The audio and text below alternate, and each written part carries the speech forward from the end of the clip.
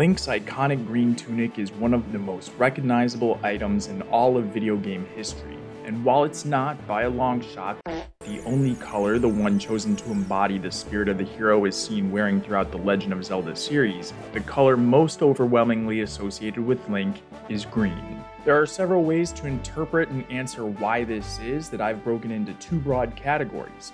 Firstly, by real-world decisions made by the series creators Shigeru Miyamoto and Takashi Tezuka, along with their team at Nintendo, and secondly, by various explanations given within the world of Hyrule to tell the story of the legend and build the in-game lore. So, fellow Zelda enthusiasts, if you want to understand the reasoning behind early design choices and limitations, the marketing and merchandising logic, or the deeper symbolic representations behind the tradition of Link's green clothing, stick around and kick back.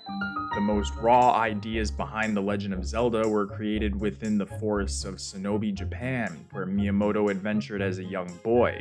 There was a cave he was initially afraid to enter until he eventually returned with a lantern to light the way. The first time players were introduced to Link on the Famicom in 1986 or the NES in 1987, he was wearing green out in the middle of a forest next to a cave. Some sources I found cite hardware limitations for the consoles as a primary reason Link was dressed in green, because green was already used for bushes and whatnot around the overworld, and while it's true that the 8-bit era had graphical and sprite limitations that led to creative solutions, the original game had the blue and red rings which, when worn, would change his tunic from green to either light blue or brownish red.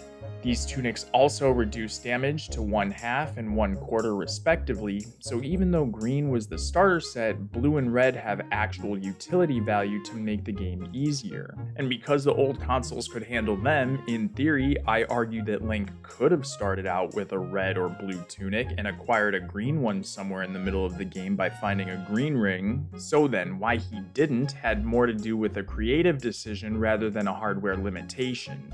In an interview in 2012, Miyamoto explained how Link's design of green garb with a pointy hat and ears was inspired by Peter Pan.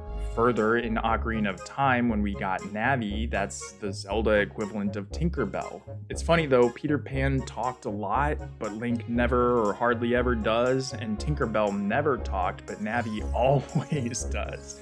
It's kind of ironic when you think about it too, how Link was based off the boy who never grows up, yet in Ocarina of Time he's forced to miss 7 years of his childhood and turn into an adult immediately, but then again in Majora's Mask we see a part of him that did get to experience childhood. There's also debate about how much Nintendo was inspired by Robin Hood, another iconic protagonist dressed in green, specifically Link in green, who's also a skilled archer and swordsman roaming around the forest. Or what about Legolas? Nintendo has stated they were inspired by The Lord of the Rings while creating the story for the original game, and Legolas is an archer elf from Mirkwood of the Woodland Realm. So while it's true during the early days of gaming on the Famicom and NES, graphical limitations of only being able to handle a few colors at a time played a role because green was already prominent in the game's palette, making Link's green tunic a practical choice, Nintendo really wanted to create a recognizable character with a sword and shield, and so green was ultimately chosen as a way to emulate or pay homage to other fictional heroes in literature and media they were inspired by. Besides, Mario was already dressed in red and blue, and they wanted to distinguish between their two headliner characters.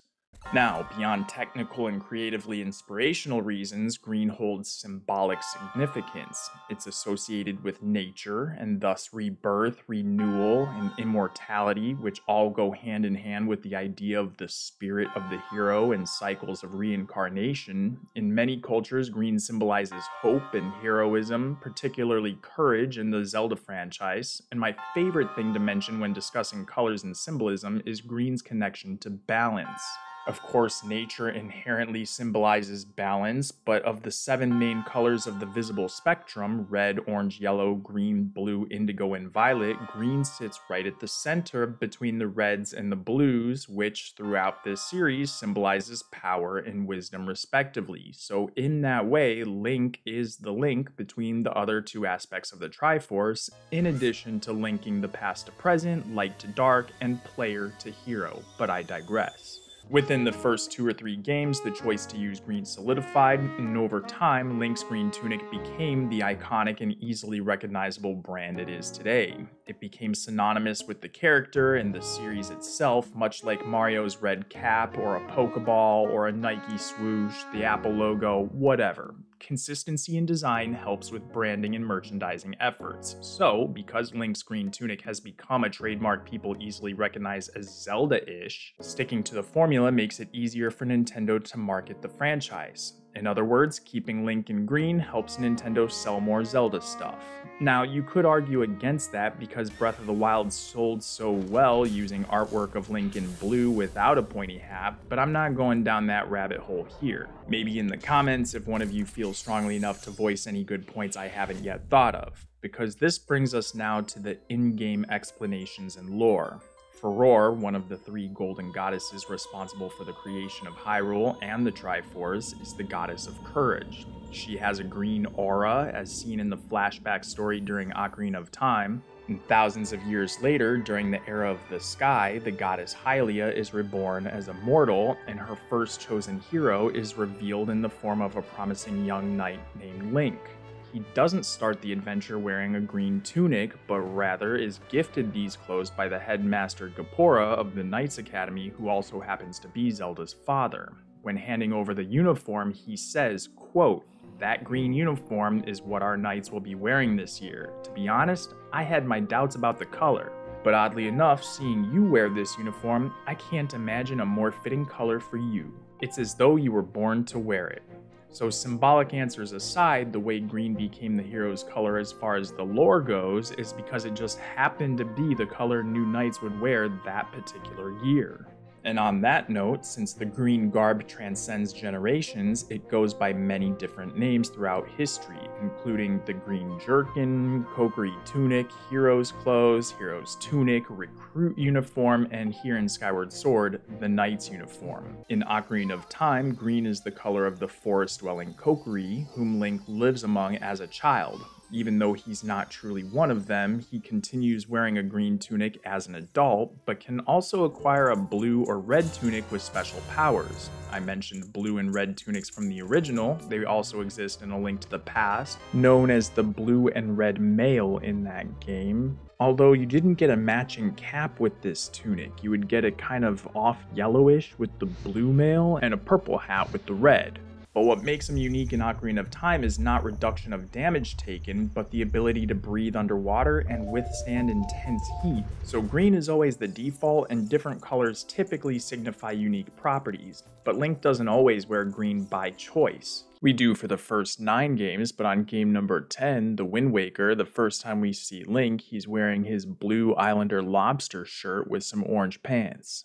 He eventually acquires the green hero's clothes from his grandmother as a birthday tradition for coming of age from a boy to a young man.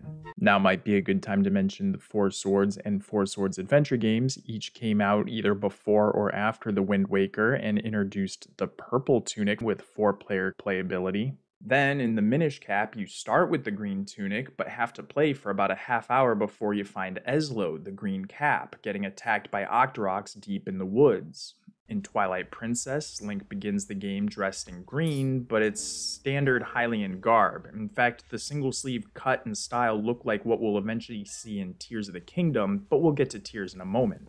You have to play for a while and even play as Wolf Link before Pharaon, the spirit of light and protector of the forest, helps Link realize his awakened form, and suddenly he's fully dressed in the green gear, like with magic. Phantom Hourglass continues the old tradition of dressing Link in the hero standard ensemble from the very start. This of course makes sense because being a direct sequel to the Wind Waker, this Link already had the green tunic, as we've discussed. While Spirit Tracks continues the new tradition of making you have to play for a bit before acquiring what's called the recruit uniform in this game, passed off directly from Princess Zelda herself. And now we've already talked about Skyward Sword because it's chronologically the first on the Zelda timeline, so moving to A Link Between Worlds, Link is again dressed to impress right out the gate, then acquiring the red and blue clothing worked just like they did in the original and A Link to the Past for damage control. But then in Triforce Heroes, we begin the game with him dressed in an ugly brown and white outfit, and you must put in a custom order to purchase the hero's tunic from Madame Couture's shop, where only the most stylish of the stylish gather. Then along came Breath of the Wild, where for the first time ever, Link starts the game in his boxer briefs and doesn't get a green tunic until after completing all 120 shrines, which among everything I love about that game, this was always one of my biggest complaints, because there's not much more heroic activity to embark on once you've progressed the game this far. I had beaten all 4 dungeons in Calamity Ganon before completing all 120 shrines, and I'm sure many of you did too. But maybe the quote-unquote right way to play Breath of the Wild is to do all the shrines and then head to the Forgotten Temple for the Wild set so you look and feel the part as Link then faces Ganon, instead of running in there dressed as some mid-Hylian, you know? When you do finally get the Hero of the Wild set, the clothing is crafted and tailored for a hero who traveled the wilds. It's comfortable, fits perfectly, and just feels so right to wear. And yeah, the blue champion's tunic is cool, and was chosen both to help Link pop against the backdrop of the lush greens of the overworld, and to intentionally go against the grain of the green tradition. But not only that, using blue was also a callback to the Wind Waker and how much players loved the Islander shirt. It's also more representative of the Triforce of Wisdom being tied to the royal family, and specifically Princess Zelda, as her personal bodyguard in this game. Wearing blue directly associates Link to Zelda and the royal family in that respect. All that said, this particular shade of blue is called cyan, which interestingly enough is apparently sometimes considered a shade of green rather than blue. Of course, you can dye some things green, but not the champion's tunic or leathers, and anyway, it's just not the same. A green Hylian's tunic doesn't do it for me as much as even a green well-worn shirt. Although if you played with amiibos, you could remedy this with other tunics, but without amiibo, this was the most egregious and blasphemous breakages of Zelda tradition. Tears was mostly the same, except you can acquire the wild set by exploring the Great Skeleton Skulls down in the depths, and while Link actually starts the game wearing the blue champion's tunic leathers, the game really begins back in his boxer briefs, and while you get some bottoms right away, you have to play halfway through the tutorial before coming across a chest containing that single-sleeved ancient green tunic I mentioned a little while ago. And as of the making of this video, in Echoes of Wisdom, Link is once again dressed in the green tunic at the start of the game, this time wearing it underneath a blue hooded cape reminiscent of the Hylian hood from Breath of the Wild and Tears of the Kingdom. But since he isn't the main protagonist of that title, that's a whole other discussion about Zelda tradition and lore better suited for another video. Alright guys, now this is the bonus part of the video. For a little while I've been wanting to do something special for my members, and right now there's only 4 of you, so it'll be easy to get started and give an example of what I've had in mind. What we'll do is, since there's only 4 people, everyone will get to participate in this first event, and we're going to help with the Birdman research, and whoever goes the farthest wins. To make it interesting, what I'll do is I'll start the launch with a wind bomb and then just ride it out, and we'll go in order from who's been a member the longest to the newest. You only get 1 try, and I'm not that great at wind bombs, so if I mess it up, I'm sorry, that's just how it goes. Starting with ZW Ral Zarek. Zarek got a decent wind bomb. Gotta start dropping in altitude. Ooh, I could have gone a little further. Could have gone a little farther if I hadn't dropped quite so far on that paraglide drop, but we got 486.8 meters. Not bad. Not bad, Zarek. 50 rupees. Next up is Wild Child. Ooh, buffered on that wind bomb, almost messed it up. Got it. Looks like a better launch. Alright, running low on stamina, gonna have to drop it down. Ooh!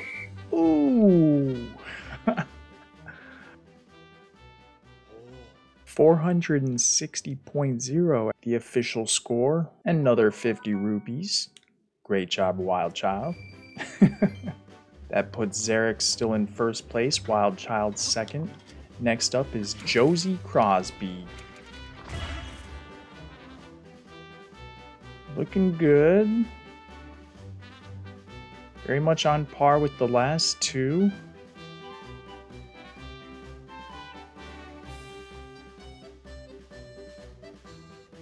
Ooh!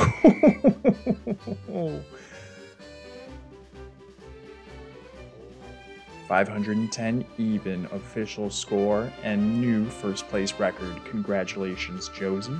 Still good for 50 rupees like the other two. And last up for this challenge is Og24. Let's see if Og can pull out the new record. That might have been the best launch yet. That was a bit of a super launch.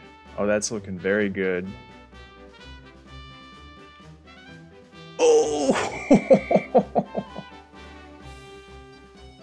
Yeah, we got a new record. 532 even for Og, putting Og in first place, then Josie, Zarek, and Wild Child in fourth. Honestly, I'm just happy I hit all 4 wind bombs. I would have felt bad if I messed one of those up and gave you guys a crappy score, but everyone got about the same, and that was a fun little bit of nonsense to wrap up the video with. Congratulations, Og, for the first place, and thank you everyone for your support.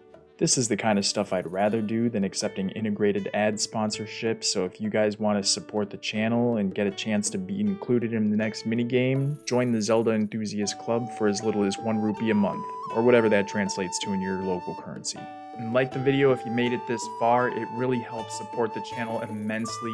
Do you agree, or do you prefer the blue Champions tunic / leathers to the classic OG green tunic and pointed cap? Or do you wish his default clothing color was something else like red, purple, black, etc.? Let me know in the comments. Anyway, I'll be back as soon as I can with more content, so until then, stay cool, and whatever you're doing, wherever you're at in life, always keep punching out there.